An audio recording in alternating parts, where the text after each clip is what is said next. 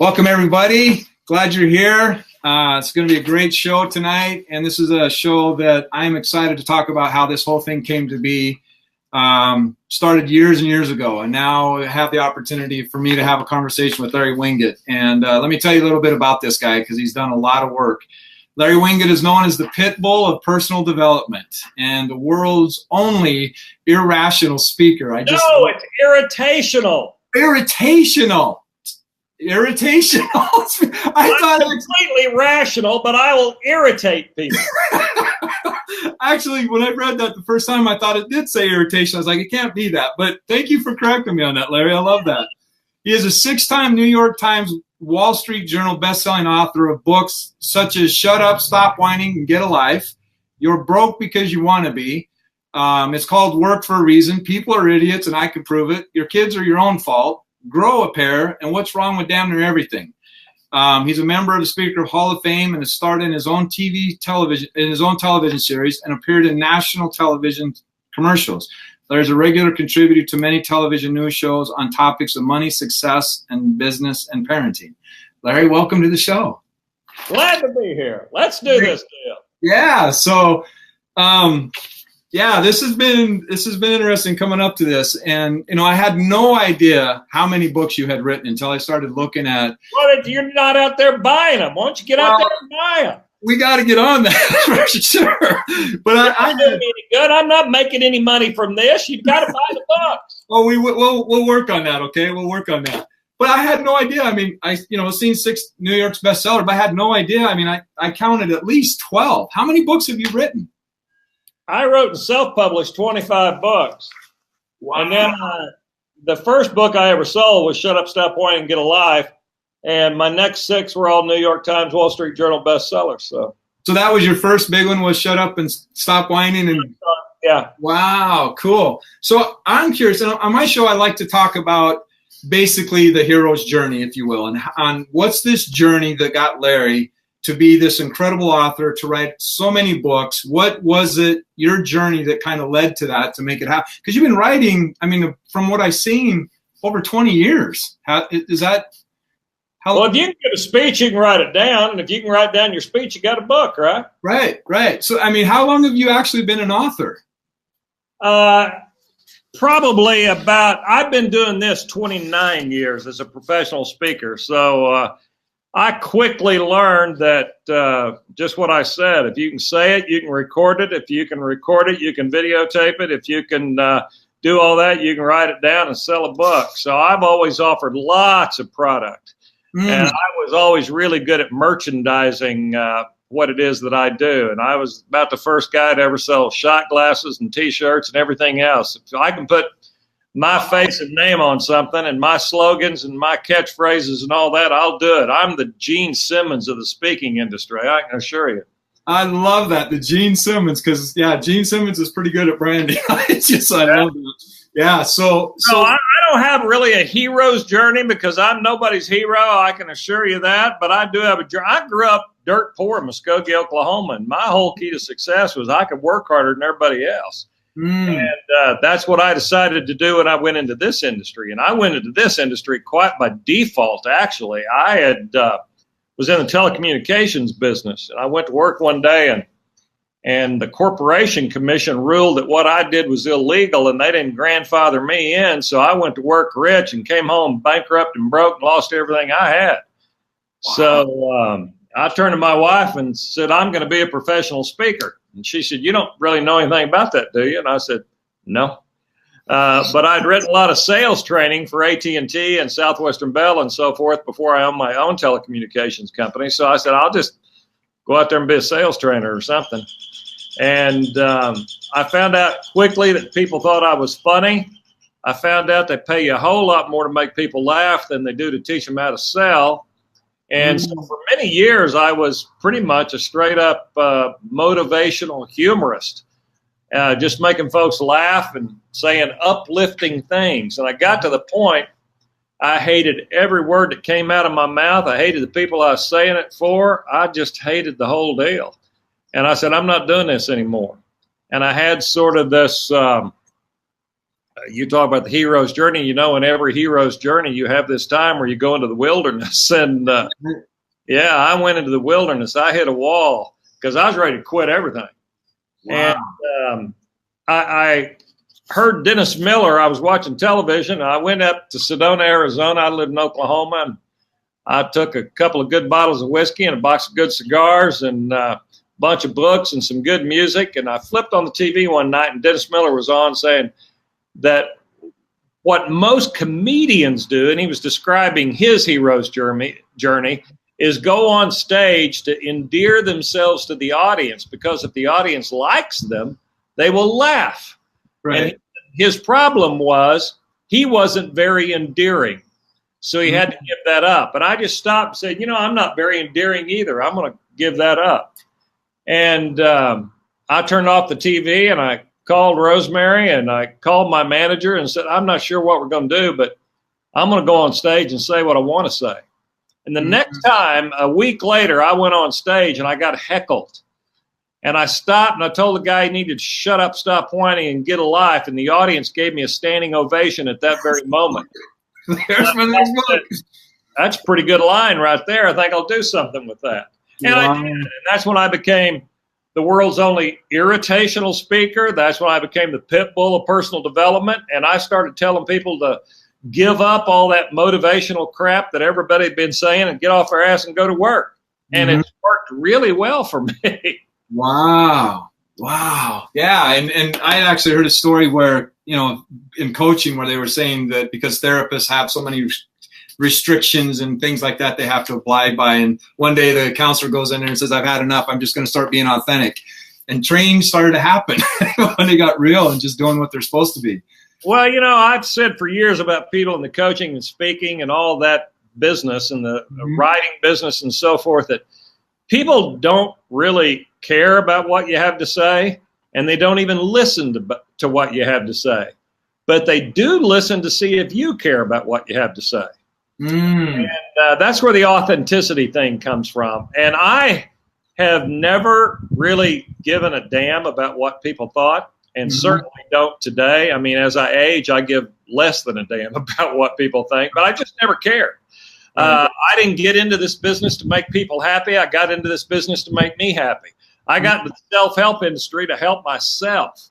And that really bothers people who always are out there saying, you know, we got to do this to change the world. Oh, to hell with that. World doesn't want to change. World will change when it wants to. Go change your own world. Right. And if we all were more authentic and were more focused on making ourselves happy and serving ourselves better, we would in turn serve other people better. Right. Yeah, it's that whole thing. We can't give away what we don't have, right? I mean, it's just, a lot of people trying to do that, though. Yeah, oh, absolutely. And I could go on a rant, and I'm sure you could too, about what's happening with the coaching industry and stuff like that. It's like most of the people are telling you how to be successful don't have two pennies to rub together, much less two nickels. Right. So if I understand you right, then, so basically you became a speaker first, and then out of that you started recognizing that you could repurpose the content, and that's how the books came to be. Or yeah, that's exactly how it works. Again, wow. I started with audio recordings, and then I went to video recordings, and then I just wrote it down and expanded on it. And I did self-publish 25 books before I ever, and I was doing quite well with self-published books back in the day. And a guy came to me and played to my ego and said, well, you know, you're not in bookstores. And my ego said, that'd be cool to be in a bookstore. And I sold it to a little publishing company for just almost nothing. I wrote Shut Up, Stop Whining, Get a Life for almost nothing. And the first week it was out, I went to #1 on the Wall Street Journal bestseller list. And I got a call from William Morris saying, who are you? And I said, well, in your world, I'm not much of a big deal, but in my world, I'm a pretty big deal. So I signed with William Morris, and my next contract was much bigger, I'll say that. And then I got a TV show as a result of that. And then once you get a TV show, I got a bunch of national television commercials, and then I became a regular on several news shows and a guest on a lot of other shows. And there you go.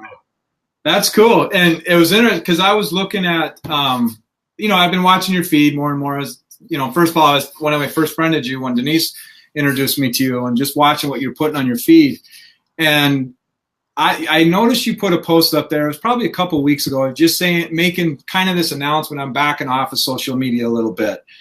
And I went back through it to see if I could find it, and I noticed it wasn't there. So I don't know. No, it's still there. It's just you're not seeing it. But no, I didn't take it. I don't ever take anything down. If it's there, it's there. Yeah. So you want to talk about it? Just kind of, because I'm sure you get all kinds of kickback or feedback of just because you're so authentic, right? You just call a thing, and most people are used to the sensitive, fluffing it up kind of thing. And I get that has its place, but we also need a very authentic message. So is that some of why you decided to kind of back off a little bit? Just I've been taking a lot of pushback for a lot of years. Doesn't bother me. Hell, I've had 3 death threats. I've had people jump on the hood of my car, stalk me, you name it, I've had it. wow.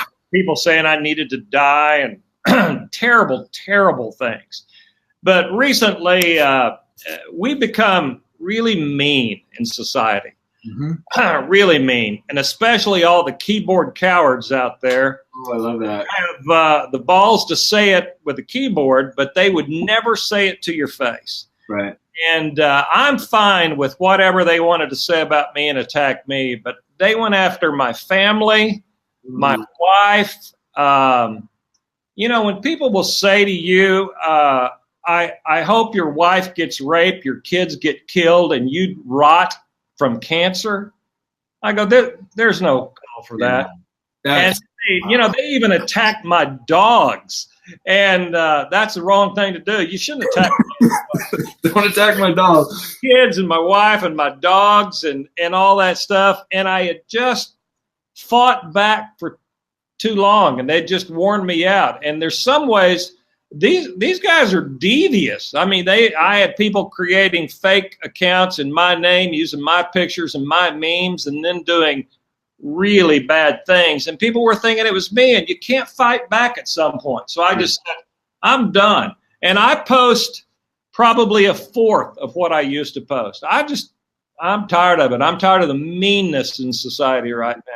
Yeah. So what do you think? So I think, and I want to talk about your book a lot, because I love the title of it. What's Wrong with Damn Near Everything? And, you talk about the 4 pillars. And for me, society, the younger generation has just lost respect. They just don't understand. And again, I'm not speaking from the terms of duality, like they all are there, but I mean, just like, I love that term, keyboard cowards. They sit behind the keyboard and they're all powered up, but they'd never say it face to face. And I get freedom of speech and things like that, but doing it respectfully and just understanding, just because someone has a different opinion or different view than you doesn't mean they're wrong. It's just different, right? So I've got a meme that I'm posting tomorrow that's basically about when you have a culture of disrespect, mm-hmm. That will lead to a culture of violence, because we no longer hold people's opinions, ideas, their words, their property, or their lives in enough esteem that we can show them any respect at all. Right. And when we've lost respect for people at every level, then we don't feel much guilt or problem with killing them. So I think we're trying to solve this culture of violence that we have in all the wrong ways right now. I think parents need to get back teaching their kids to be more respectful. And I think as adults, and believe me, they will only mimic what they see us do. And one of my books is called Your Kids Are Your Own Fault. Right. And so I'm big on the right parenting procedures, believe me. But we as adults are going to have to start showing each other respect. We've got to learn to disagree without being disrespectful. And we've lost that. Mm-hmm. Right. And I agree. And so it's interesting, because I was, the more I studied about you, and I've seen you doing this podcast, how to be a real man podcast. I'd like to talk about that a little bit too. Sure, we can talk about all of it. Yeah, because it's about, I don't know, I started on this journey about really understanding what it meant to be a man about 15 years ago. Well, probably about 18 years ago. Just because I didn't really know what that meant. It's just, it's not how many women you have or the money you make or the cars you drive and things like that. It really started. Nobody sat down and says, this is what it means to be a man. I come from a broken home, and not blaming that. It just, there was they had their own things to deal with, and going through that, and so I got into this thing called men's fraternity. Yeah. 3-year curriculum that I went through, and it was so valuable to me of being able to talk in a man's language. And we came up with a rites of passage kind of thing, and having a man code of defining what it meant to be a man. Yeah. And that's one of the questions I want to ask you. Well, I'll ask you right now. So what do you think, what is your definition of a man? How would you define that?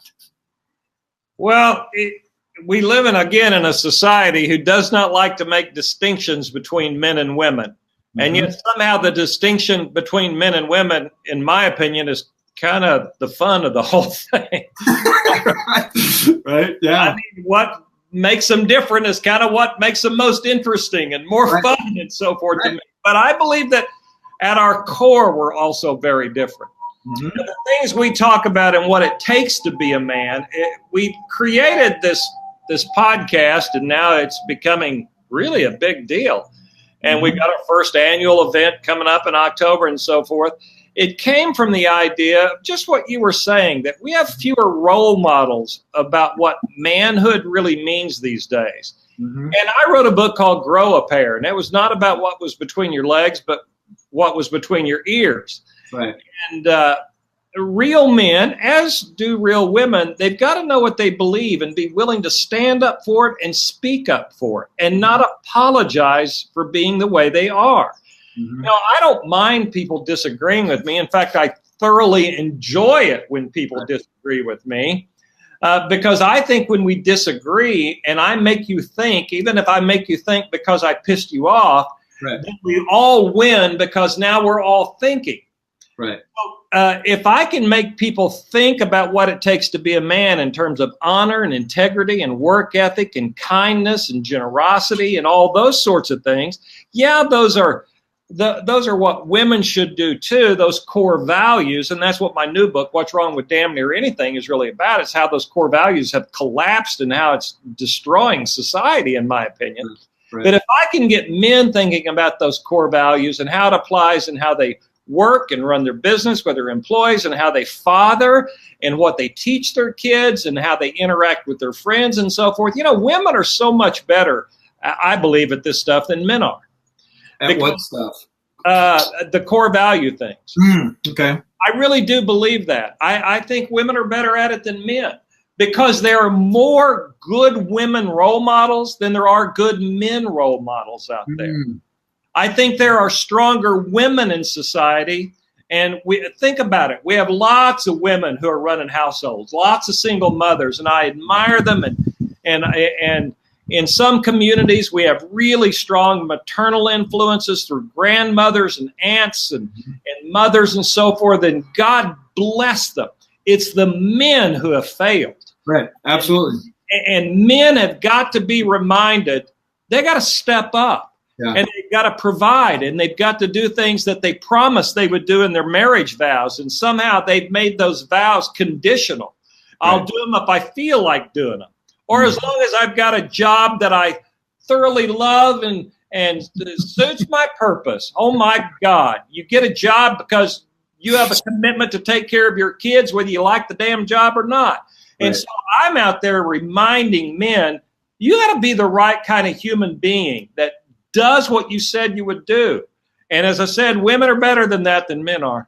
Yeah. And for me, and that's pretty, what the code was that we learned through that curriculum I went through is assume full responsibility, lead courageously, reject passivity, and look for the greater reward, which is honor, which is the things that you're talking about. Because at that time, and I don't know what the metrics are now or the demographics are now, at that time, and this would have been 2005, 2006, 45% of houses were fatherless. Yep. That's no dad at all. That's not counting deadbeat dad or any of that. And I'm sure it's more than that now. And a lot of clients I end up working with happen to be women, and it's educating them that you're not going to teach a son how to be a man because you're a woman, and not their intent's good, their heart's in the right place, all that things, but there's a much difference between. We're not the same. They're not the same, right? And to understand that, because you know, women saying, oh, my little boy. And it's like, your son doesn't aspire to be a boy. He aspires to be a man. And breathing that into him and going through that 3-year course just really opened my eyes a lot of what it meant to really, really be a man and have an honor and have an integrity and things like that. And look at where else we are with that, Jeff, in terms of there are women's entrepreneurial organization and women's leadership organizations. And there's the National Association of Women Business Owners. Mm-hmm. And you go right down the list. There are groups for women to do everything.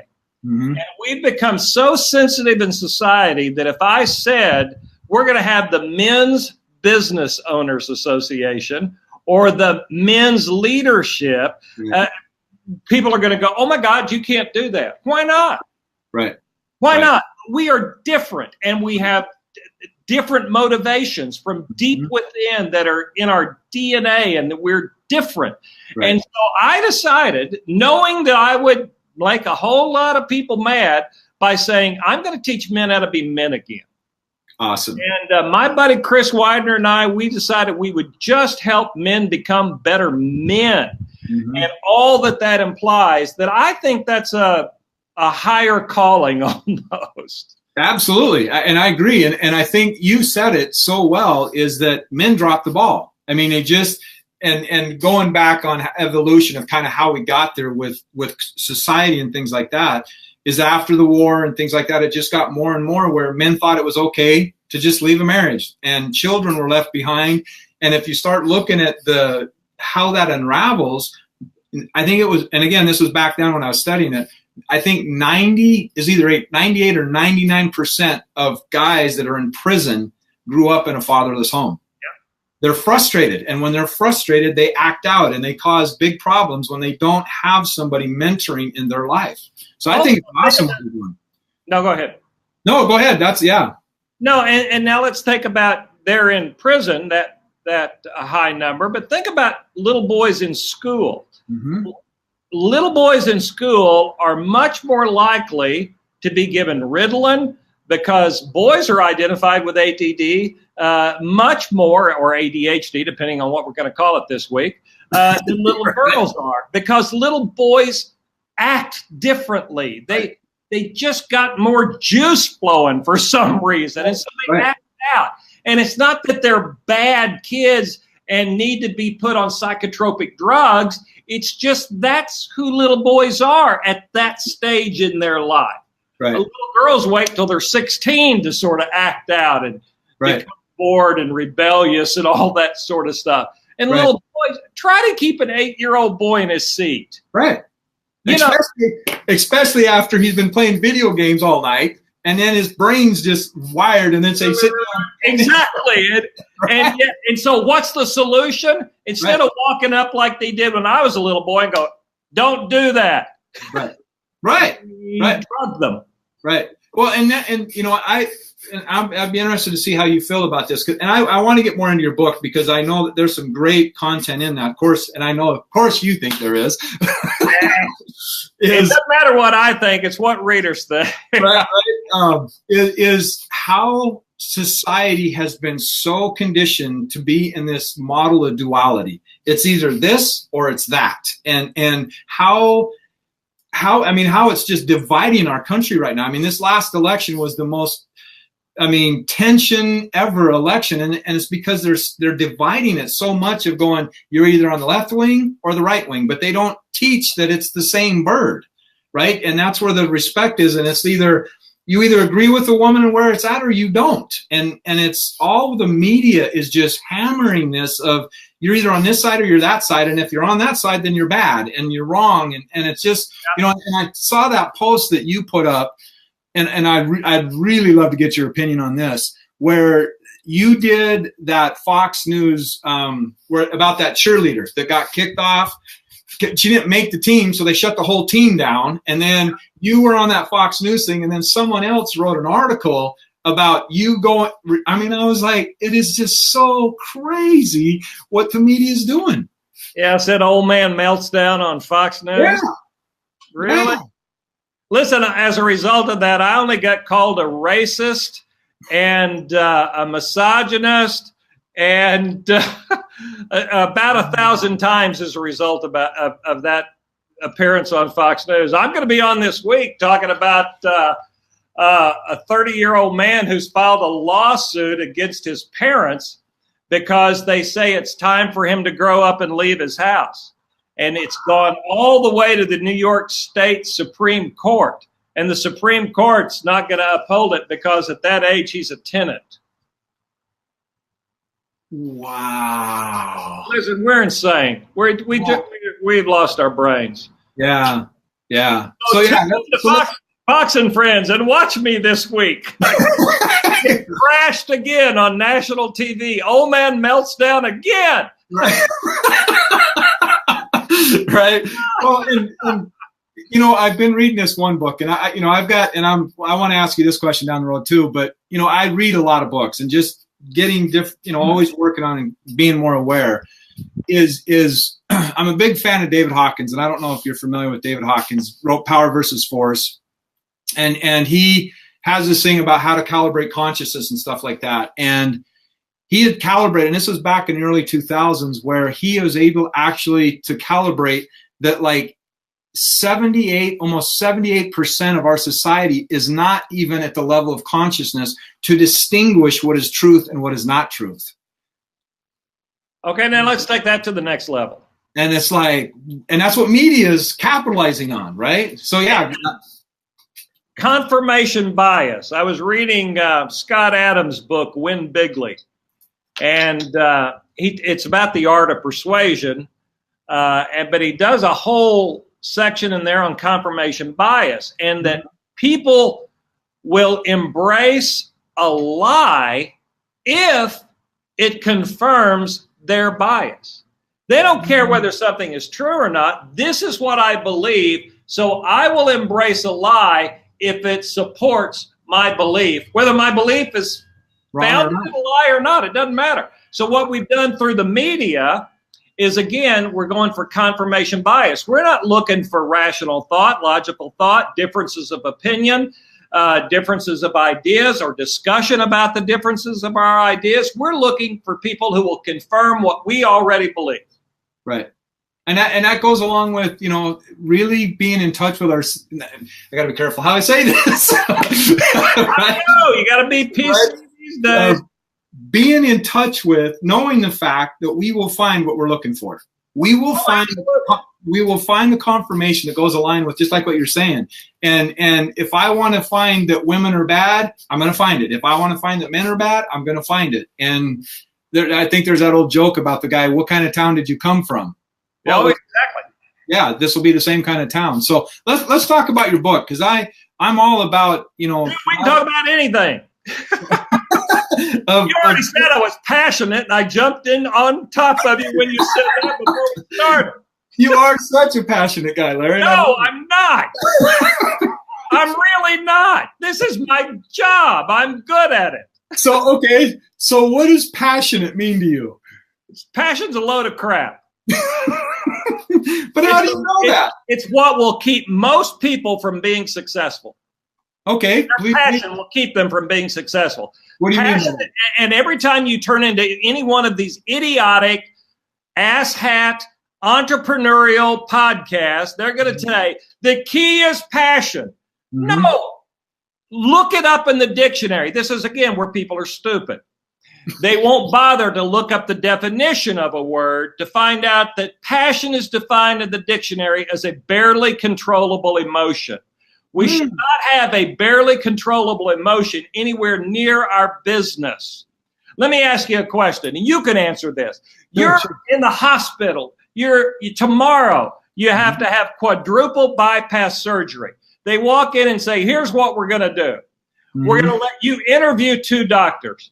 Doctor number 1, here he is. He is passionate about surgery.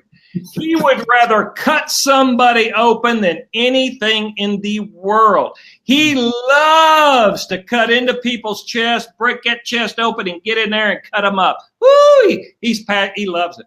Right. Now, Doctor 2 over here, he's not passionate about it at all. In fact, he would rather do anything in the world than have to do surgery on someone's heart. But He's dedicated his life and his business to becoming the best at it. You pick the doctor. You going to pick Dr. Passion or Dr. Dedicate to becoming the best? Great point, and I love that. I love that. Customers don't pay for your passion. Your passion is your business. Mm-hmm. They pay for the value you bring. I did a speech, an after-dinner speech. And I don't do a lot of after-dinner speeches much anymore. And I finished, and they were still in the room and so forth. And I was headed back. I gave my speech, and I'm out of there. That's the way it works. Right. You paid for my time on stage. After that, I'm done. So I was headed back after dinner while they're all still wrapping up their little meeting and so forth. And I said, I probably got time for a good bourbon in the bar. So I slipped to the bar, sat in the corner over here, and I'm just kind of hiding. And sure enough, here they come. And the president comes up to me and he said, Larry, I want to thank you for the passion you shared with my audience tonight. And I said, you didn't see a lick of passion from me. And he said, oh, you can say that, and I heard your speech, Larry, but I can recognize passion when I see it. I said, well, you're probably just not used to seeing people who are really good at their job. Mm-hmm. And he goes, again, Larry, you can say that. That was passion. I said, all right, you're going to push this till I'm going to have to just tell you how it works. Here we go. I am passionate about sitting on my back patio, just like I am right now. Mm-hmm. Sitting on my back patio with a good cigar in my right hand, a good bourbon in my left hand, my bulldog sitting on my lap, my wife sitting by my side, Merle Haggard playing in the background while I watch the sun go down across the mountain. That is my passion. Mm-hmm. Thank you for financing it. And his face just went blank. And I said, passion is about you. What you saw tonight was me bringing value to you. Mm-hmm. That's the way it works. So, okay, and I love this conversation. So with Steve Jobs, and I don't know exactly how. Dumbest quote ever. Dumbest damn quote ever. I'm not going to. Recently with that in the background, and I said, take that stupidity down. That is absolutely wrong. Be good at what you do, and you can be good at what you do out of a commitment to the fiduciary responsibility that goes on between the customer and the provider. When you hire me, I am committed to bringing the most value. Excellence comes from the fact that I honor the money you are paying me. Right. Passion allows me to be crappy at what I do because I love what I do. It doesn't require me to be good. It doesn't require me to honor you. It doesn't require me to focus on the value. All passion asks of me is that I love what I do. Right, right. And I get that. Yeah, I get that. I think he had said something about you got to love what you do in order to get through what you have to get through in order to execute it as good as possible, like what you're talking about. No, he's wrong. He's wrong. No. I do that because I honor the fiduciary commitment and the exchange of money that goes on between customer and me. So you don't love what you do? Nope. Really? I stand on stage. I do this in every speech now. It's part of it. I hate what I do for a living. And here's the deal. Okay. I tell them, I only stand on stage and speak 75 hours a year. I have to travel 200 days a year to make that 75 hours happen. I love my 75 hours. I hate almost every minute of my 200 days on the road. I don't like being away from home. I don't like staying in hotels. I don't like airline travel anymore. I don't like rental car agencies. I don't like the fact that UPS is going to lose my books and they're not going to be there when I show up. I don't like Uber drivers. I don't like any of that stuff. Right. But I love what I do that 75 hours enough to put up with it. Right. See, he says just the opposite. I think that you love, everybody loves what they do about that much of the time. Right. Well, and you think just putting up with it. Yeah, and I was having this conversation with a friend of mine of going, okay, let's talk about Floyd Mayweather. Okay, how many hours did he really fight? Right. I mean, he 41 professional fights, whatever that he's won. But probably average is 5 rounds. Right. 5 3-minute rounds. Okay, so that's 15 minutes times fights. That's 10 hours. Yeah. But how much training did he do to put into that time, right? And that's what you're talking about. Yeah. And that's awesome.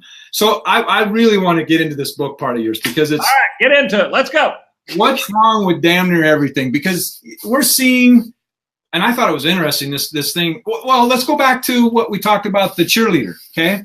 On your take on that. And what you said on that Fox program was just amazing because I seen this starting, I don't know, about 10 years ago when I was talking to a friend of mine, and he was teaching T-ball, and I wasn't even aware that it was going on there. And we was having this conversation. He goes, no, the kids don't win or lose anymore. I'm like, what? He's like, yeah, there's participant trophies in T-ball now. And I'm like, do they see what's happening? And this to me is the duality. I get it. Bullying, things like that is not a good thing, but that doesn't mean throw the whole thing out just because there's uncomfortableness. And it is teaching them to have respect and things like that. So what you articulated on that Fox interview, I think was awesome in regards to that gal where they shut the cheerleading team down because everybody gets to be a cheerleader. Either nobody gets to be a cheerleader or everybody gets to be a cheerleader. Yeah, it's like, that's what I said. How about how that bleeds over into business? 75 people show up and interview for a job. Now, we don't want to hurt any of their feelings. Right. And so we have one job opening and 75 people. So we're just going to hire everybody. No, we can't afford to hire everybody. That would bankrupt the business. So we just won't hire anybody. That's how ridiculous the whole idea is. And I did another story on Fox and Friends along the same lines. Do you know what the fastest growing sport among children is today? Yoga. Yoga? And when they brought that up to me, I said, okay, we got to stop right now. Yoga's not a sport. And they said, why isn't it a sport? I said, because nobody keeps score. Right. If you're not keeping score, it's not a sport. Somebody has to win and somebody has to lose. Otherwise, it's not a sport. And the reason it's the fastest growing activity among children is because parents don't want their kids to ever experience the pain of getting beat at something. And see, yoga you just do on your mat by yourself. Right. So how does that work? It's a huge problem, don't you? Yeah. How does that work when you get your first girlfriend that says, I don't want to be with you anymore? Okay, let's talk about that. What happened last week at that high school in Texas when that little girl rejected that boy over and over and over and over again, and he couldn't take it? Mm-hmm. I didn't know that that's what happened. I just heard. Actually, that's what the mother of the little girl is saying, that her daughter had rejected him so many times, and that they're saying right now, and I'm not going to say I've got the gospel. Right. Deal. I just watch news reports like everybody else does. Right. But that was part of it. And so we're not teaching kids how to experience disappointment. Right. And when we don't teach them how to experience disappointment, then they do not know how to emotionally react when they're disappointed. Right. They explode. They're out of control. Yeah. So let's talk about this book, 4 Pillars. It has nothing to do with any 4 pillars in there. It's just it's a collapse of the core values in our society today. Core values like honesty. Okay, if I walked up to the average parent and said, do you believe your kids should be honest? Well, absolutely. Do you want your kids to tell you the truth and everybody else the truth in all things? Absolutely. We teach our kids to tell the truth. Bull. 27% of adults cheat on their taxes. Oh, you only want honesty from your kids. You want honesty from your employees. But when it's time for you to tell the truth on your tax return to the government, oh, no. That doesn't count. Right. That's a collapse of the value of honesty. Right. Yeah, and I seen that in the description you were talking about government, politics, government, business, and education. Yeah. Yeah. Every one of those areas, we are seeing a huge collapse of core values. Integrity, a work ethic is a core value for me. Right. And you have businesses where I talked to a friend of mine not long ago who runs a shoe store, and she hired a guy, and said, you'll need to be here Monday at 8 o'clock in the morning. And sure enough, Monday at 8 o'clock, he showed up. And Tuesday at 8 o'clock, he showed up. And then Wednesday, he didn't show up. And then Thursday, he showed back up. She said, well, where were you? He said, well, I had things to do. Wait, you said you had things to do? He said, well, yeah, I had things to do. She said, but I gave you a job. Right. And he said, well, I had these things already scheduled before I took the job. Okay, see, that's a breakdown of, right. of work ethic in there. Right. And I did another story recently about how, boy, I took a lot of crap over this one, about how we are graduating people from college right now, and businesses are having to modify their business hours because they just can't get up and be there at 8 o'clock. So now they're working 10 to 7. They're creating safe zones in offices so nobody will hurt their feelings. They're allowing sleep recess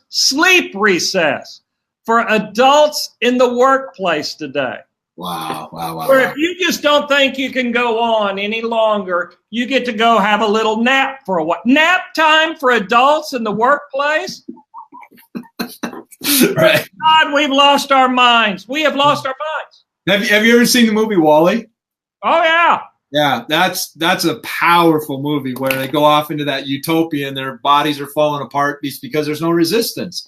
There's nothing there to teach them that feedback of what, it's crazy. Okay, and so you mentioned bullying a while ago about how it's bad. See, I'm actually a little pro-bully. Mm-hmm. Now, the people who are watching this are going to go crazy over this.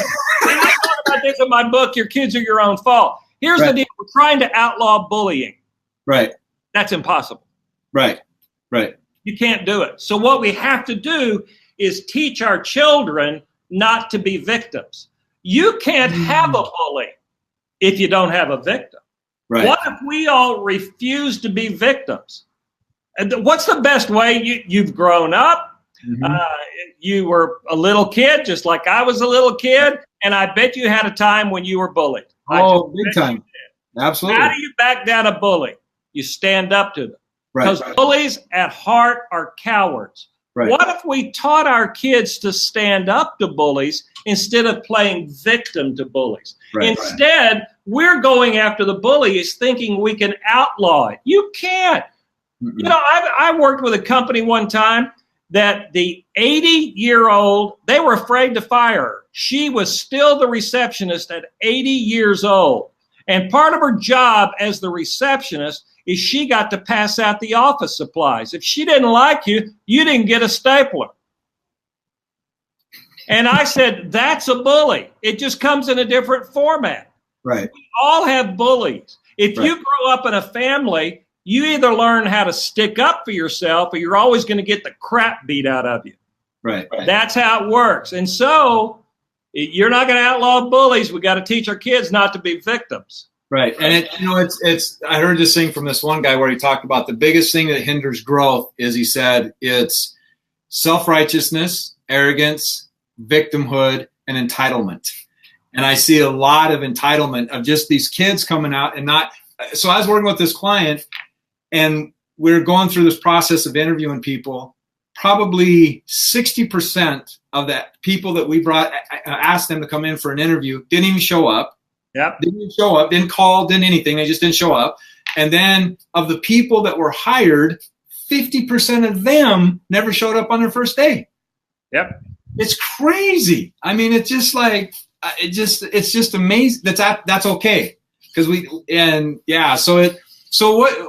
do you recommend, what would you recommend to help people start valuing their core values, starting to come up with what is it that means something? Because the other part of that is there's just so much where people are so afraid to stand up because it's just going to get annihilated, just like with you. I mean, the things that you say, which is authentic and rubs people, and I love how you said that, is I want to cause you to think, period. That's it. I want you to think about what I'm saying. Whether you disagree or not is not important. It's getting you to think about what you believe. And how you said that on your book, the audio file you said there, was whether you agree with me or not, I just want you to just really know what you know, why you know what you know. You know, in my book, Grow a Pair, I talk a lot about that. And I start off by saying, what do you absolutely believe that I can't talk you out of? Mm. And I can talk most people out of just almost anything. Mm-hmm.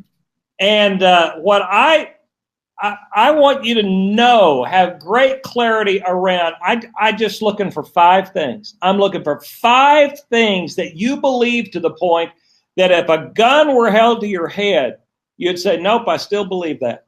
And if you ask people, the average guy on the street, say, what do you believe that you will never compromise on, that I can't talk you out of, that if somebody held a gun to your head, you would say, nope, I still believe those 5 things.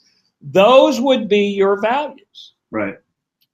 And if you ask the average person that, they would look at you like a dog looking at a ceiling fan.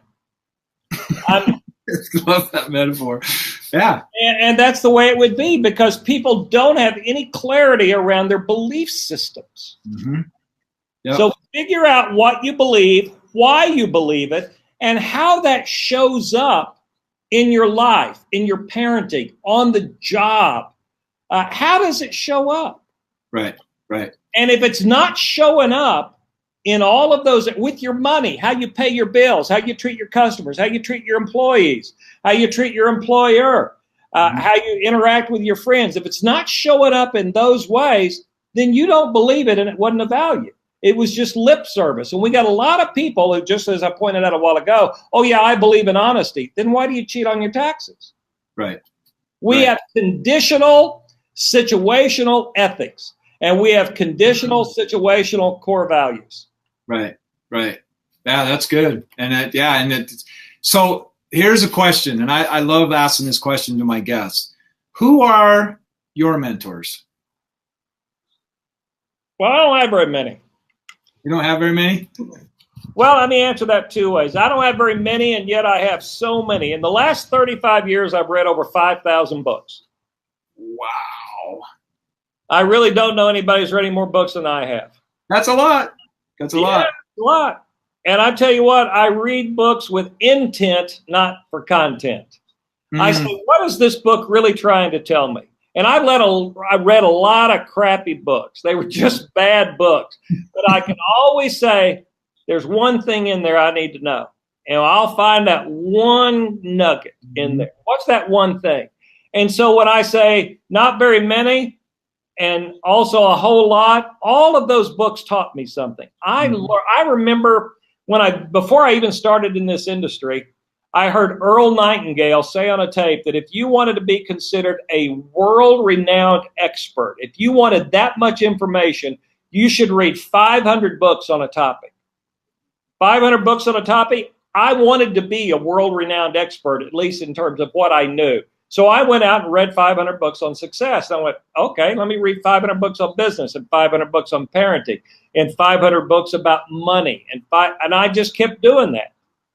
And so I would have that wealth of knowledge. In my business, your business, we should speak from a position of research and personal experience. Most people only have personal experience. They haven't done their research. When I say something, I know what I'm talking about. Right. I mean, I just do, because I did the research.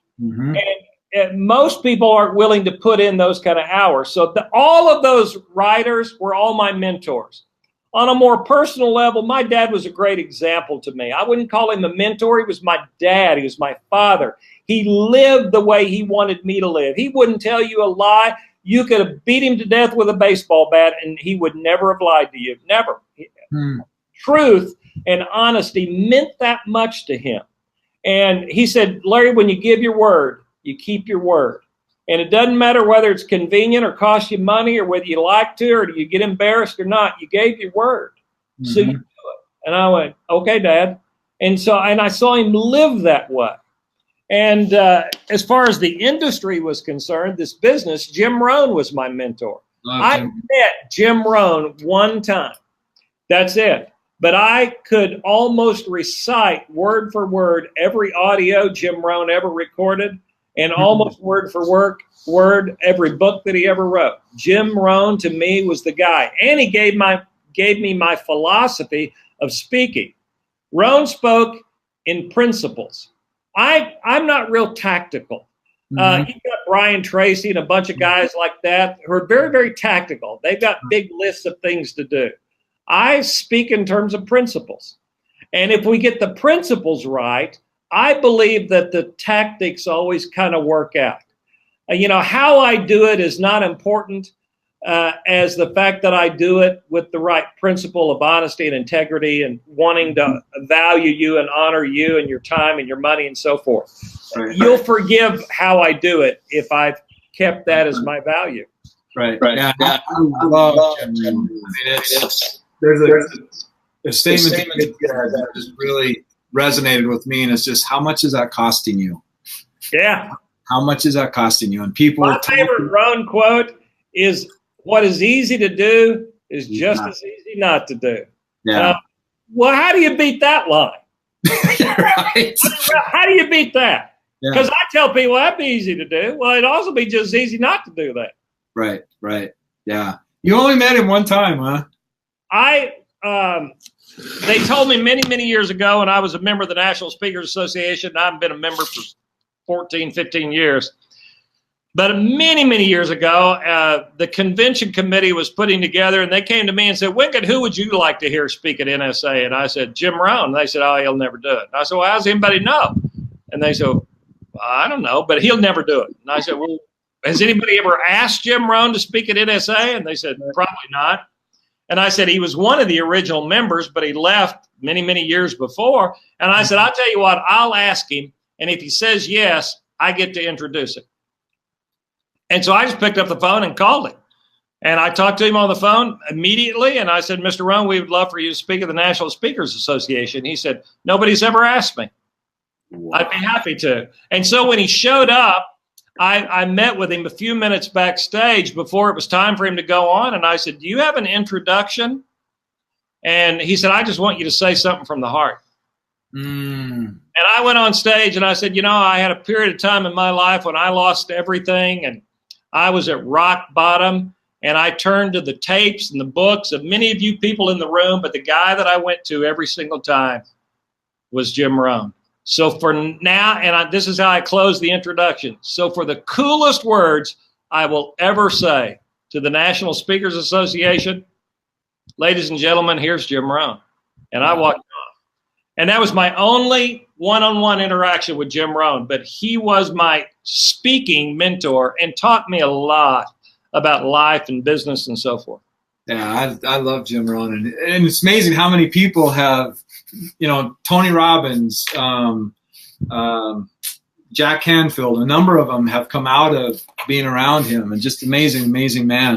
The guy that I do my How to Be a Real Man podcast with, Chris Widener, worked with Rohn for many years and co-wrote several of Jim's last books. And so, he knew Rohn well. He and I are a good fit. So there you go. Yeah, I'm gonna have to check out your podcast. I haven't, and I definitely want to check out that.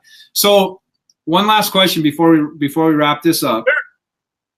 You have done lots. You've accomplished lots. You've set out. Written lots. Spoke. Done what a lot of people would aspire to do.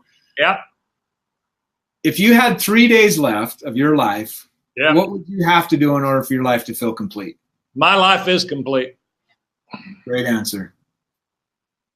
I wouldn't have to go do anything differently.